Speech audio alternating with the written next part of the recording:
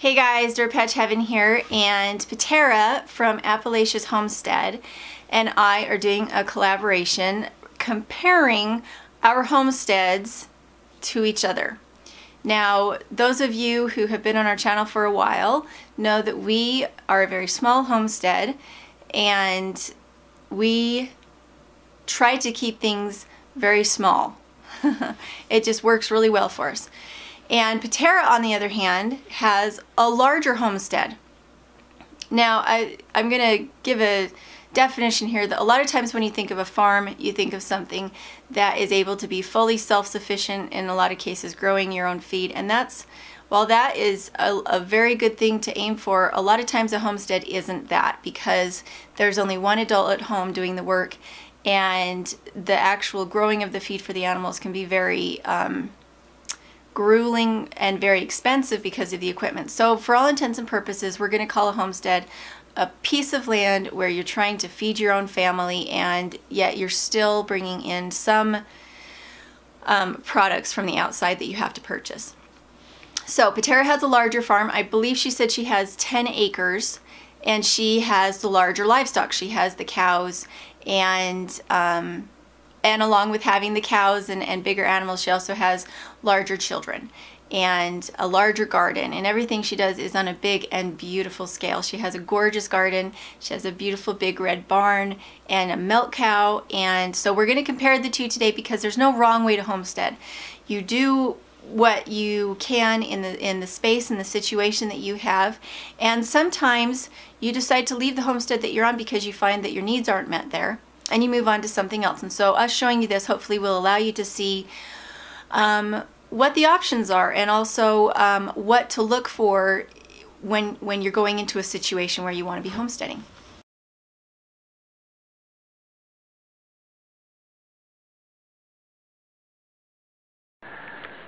And we're going to start back over. So let's see, I don't know, we got grapevines back there, cabbages, tons of raspberries. They've started coming up nice and volunteer-like. And anyway, we're hoping to put out a good blog on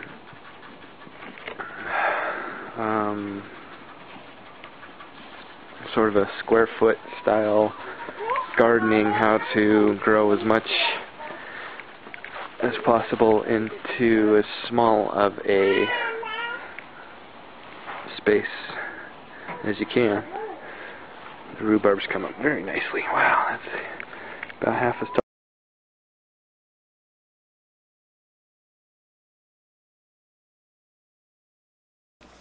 So on our situation, we have 1 2/3 acre in southeast Idaho. We have a high altitude. We're at about 5,000 feet, and it's very dry and it's very cold. Our growing season starts in the middle of June, and before that we have frost, lots and lots of frost. And so those things kind of limit and change the way that we run our homestead.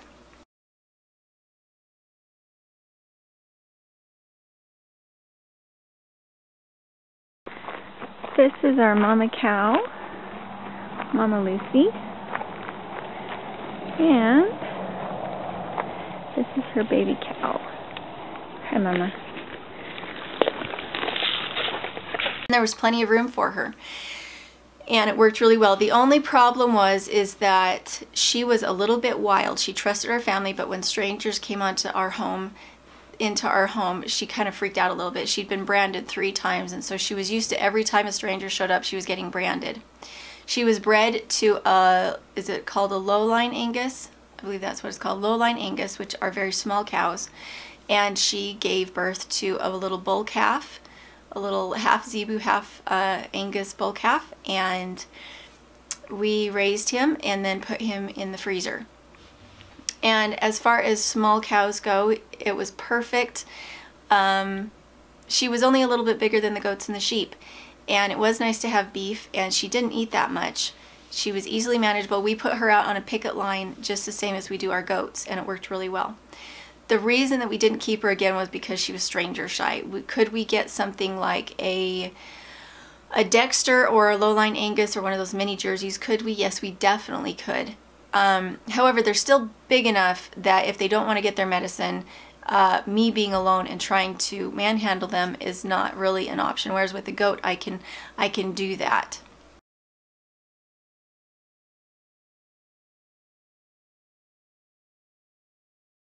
We needed just one head. The wrong head was forward. This one's head wasn't forward. The other one's head was forward.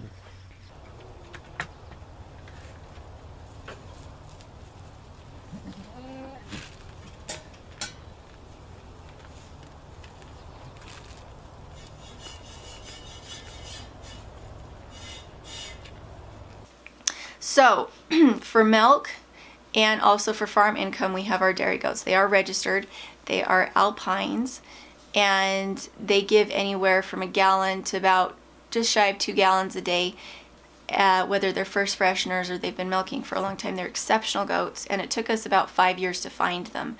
When you're buying goats, it's really important to take someone with you that knows the ropes and can recognize a good animal, and not to just buy the cheapest goat, the first goat that you see that hasn't been handled and doesn't know how to be milked and doesn't have a good pedigree, because every time our goats have kids, depending on how many they have, we can make anywhere from $500 to $1,000 from each goat birth, because if a goat has 4 kids and they're each worth $250 a piece papered, then you make your money back very quickly. And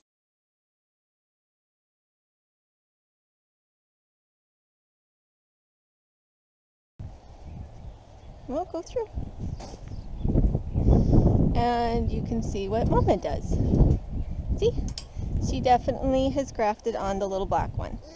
So the reason I'm keeping the white one out here is because we're just bottle feeding her. We also raise sheep. We bring bottle baby sheep from a local sheep ranch and adopt them onto our goats so that we don't have to mother them, we don't have to wash bottles, we don't have to worry about them getting sick from a bottle that was left out and got too warm. And that's really important, because when you come to butcher a lamb, it's really hard to butcher one that you bottle raised that thinks you're its mother. It's a very hard emotional time if that's the direction you go. It is doable, but it is difficult. We have raised Romney and Suffolk sheep, both of which we like the wool from. And if I had to pick one, I would say I would pick Romney, because their fleece is very nice and long, but also very soft. And when we buy those bum lambs, we get them for $7 a piece, because the rancher doesn't want to have to bottle feed them and take care of them. And so when they get to our home, we keep 2 for our own consumption and maybe to raise 1 for next year to be bred and to get wool from, because you can't get wool from a young sheep. They have to be a year old before their wool is long enough and of high enough quality to shear. And so when we get those lambs, we keep 2 for ourselves, but we immediately sell the rest, and it pays for our gas, and it brings me in $100 a piece from each of those bum lambs to put towards infrastructure to allow the farm to pay for itself. And it's a pretty big deal, because it's the first 2 days of a lamb's life in teaching it how to take a bottle that are the hardest, where you lose babies. But once you get them started, it's super easy, and you can just turn them over to a 4-H kid and let them raise their lamb and have that experience. And I do charge for them, because I'm using milk for my family to feed the lambs, and I charge a pretty penny. And if you have the right market, you know, lamb can be going for $20 a pound in some markets. And so me selling them a lamb at $100 a piece, they'll be able to make their own money back if that.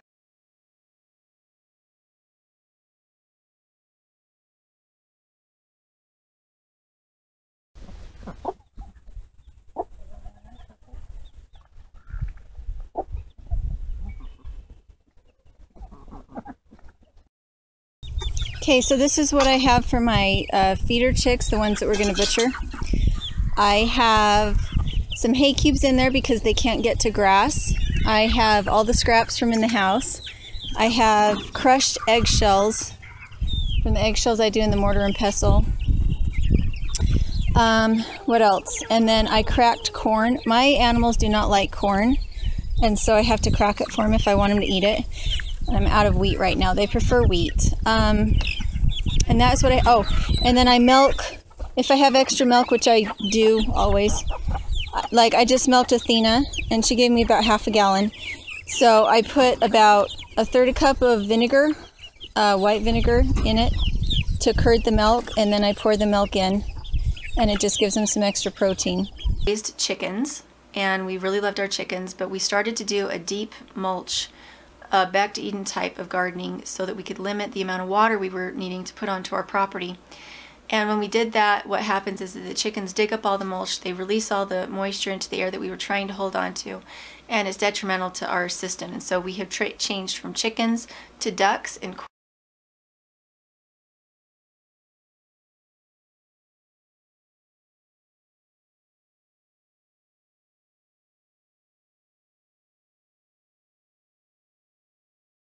Apparently this is our new flock for temporarily. We did a bunch of ducks and had Matt's Meats butcher them. This one we had smoked. Take it over. Can you see it? That's what it looks like. I rubbed it with the grilling rub, and it does have some good grease in the bottom. the ducks, because in the deep mulch system they eat all the slugs, and so I have to feed my ducks very little in the deep mulch system, and they keep the slugs away from my vegetable garden. And I put their swimming pool underneath new trees so that those trees get the duck manure and the water from the swimming pool of the ducks, and it just naturally kind of seeps down into the ground, and it makes for very sturdy fruit trees. And it just works really well as that system, and we prefer duck eggs to chicken eggs anyway.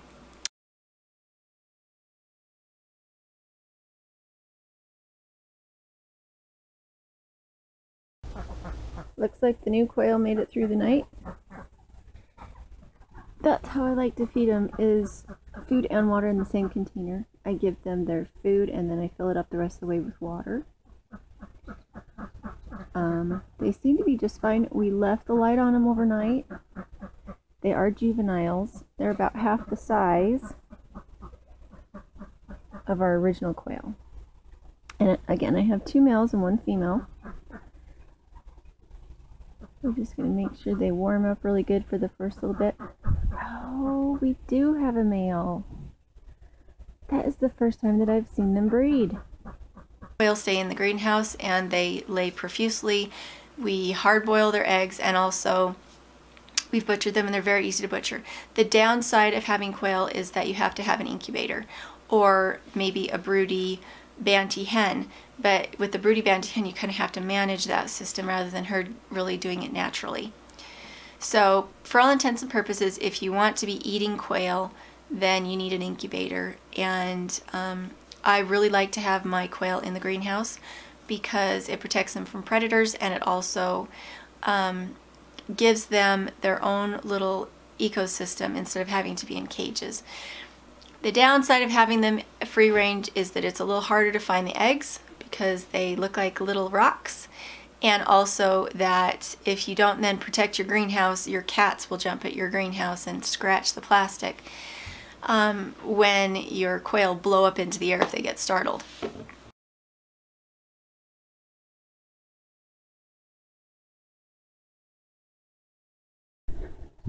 You have to have the hose up above their container with pigs because they'll chew on the hose and destroy it. So his water, I can turn it on from the backyard and it shoots up here into the swimming pool. And that way he has drinking water and cooling off water. Pick, pick, pick, pick. He's already out there. He's like, I'm waiting for you. The grass has come back a lot better with him out here as opposed to the pony being out here. And he hasn't been rooting anywhere. He's been going through eating all of Varna's manure, but that's about it. We have to keep the bottom of the electric fence pretty well trimmed back. He learned about electric fences over at Sarah and Ryan Grover's at Grover Clan Acre, because their fence is really, really hot. Ours is not hot. But because he already needs to respect the fence, he has stayed in. We have him to breed the 2 gilts that are over at Ryan and Sarah's.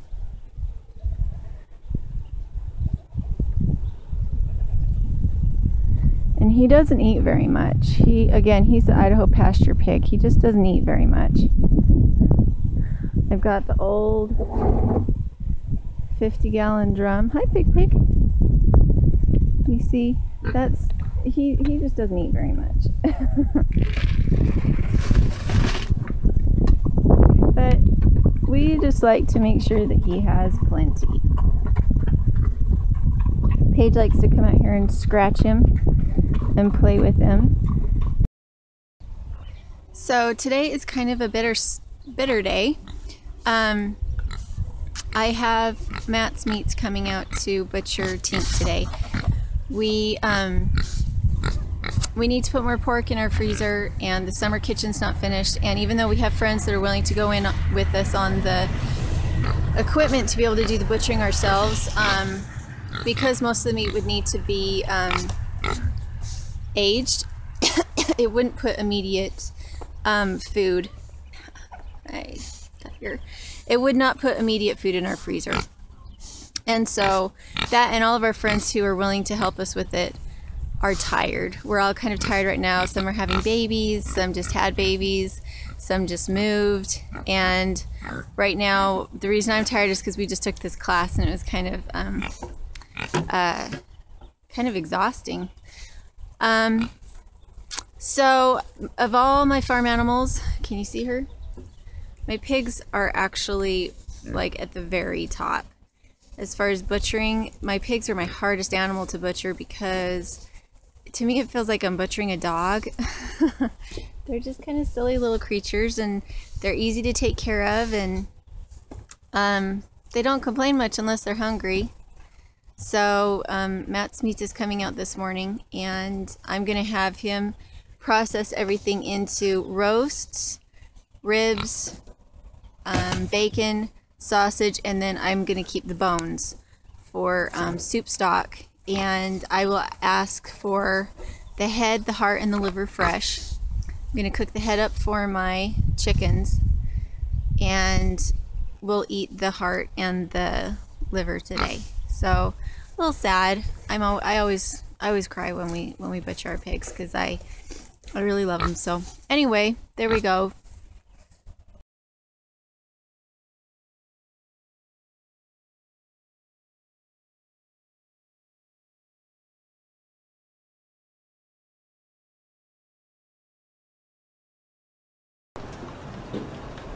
Can you see the smoke? Right. You probably can't see the smoke. We're gonna have to go in. Okay.